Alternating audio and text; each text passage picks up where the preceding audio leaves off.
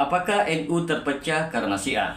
Pertanyaan ini sering sekali muncul dan menjadi pembicaraan hangat di kalangan masyarakat, terutama di Indonesia.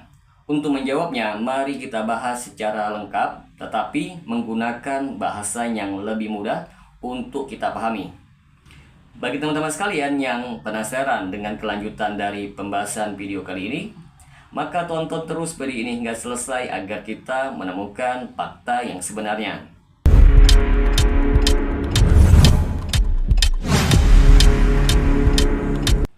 Assalamualaikum warahmatullahi wabarakatuh. Berjumpa lagi dengan saya Rio Mulyadi di channel Manhaj Dakwah. Pada episode kali ini kita akan membahas tentang benarkah NU terpecah karena Syiah.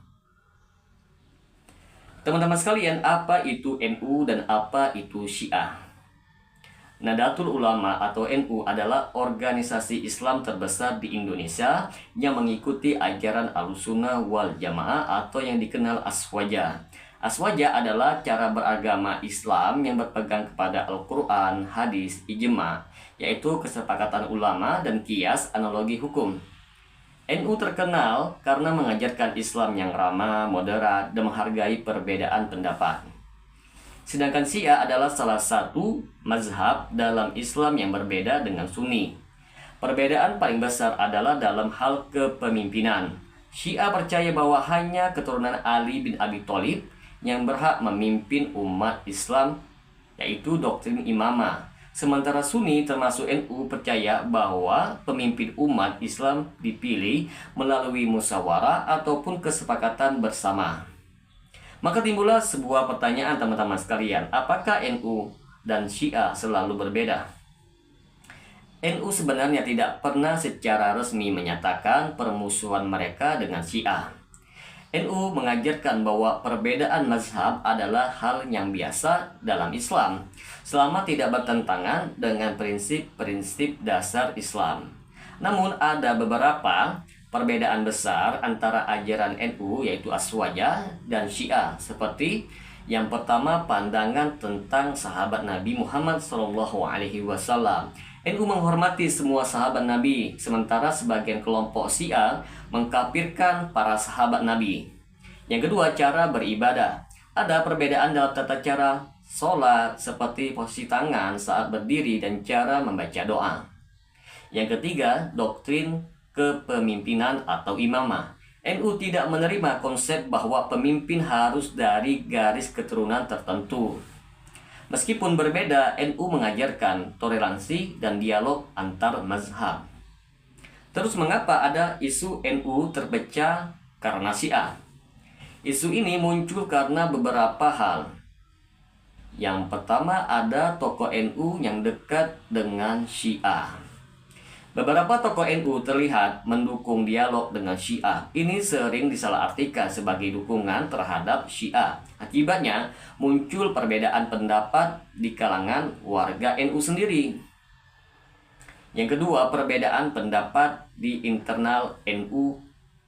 Dalam NU ada dua kelompok besar.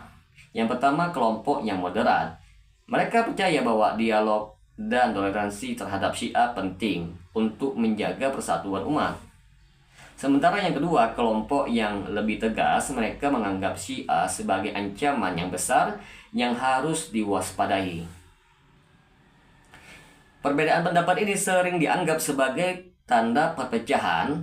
Yang ketiga, isu yang diperbesar oleh pihak eksternal. Isu NU dan Syiah sering digunakan oleh pihak tertentu untuk memecah belah umat Islam. Misalnya dalam dunia politik, isu ini bisa dimainkan untuk mempengaruhi masyarakat. Teman-teman sekalian, apakah NU benar-benar terpecah?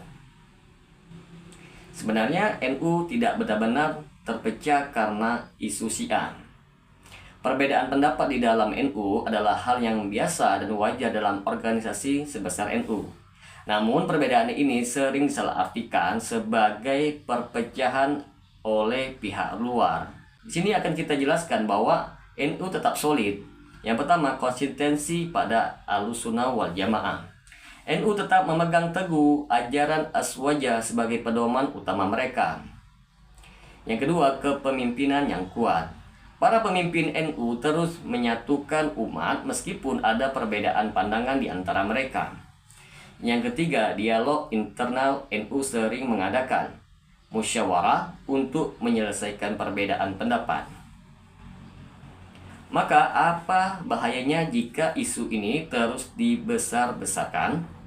Jika isu NU terpecah karena Syiah terus dibesar-besarkan, dampaknya bisa merugikan umat Islam seperti perpecahan umat. Masyarakat bisa terbagi menjadi kelompok-kelompok yang saling mencurigai. Yang kedua, melemahkan NU itu sendiri. Sebagai organisasi Islam terbesar, NU bisa kehilangan fokus jika terus-terusan menghadapi isu seperti ini.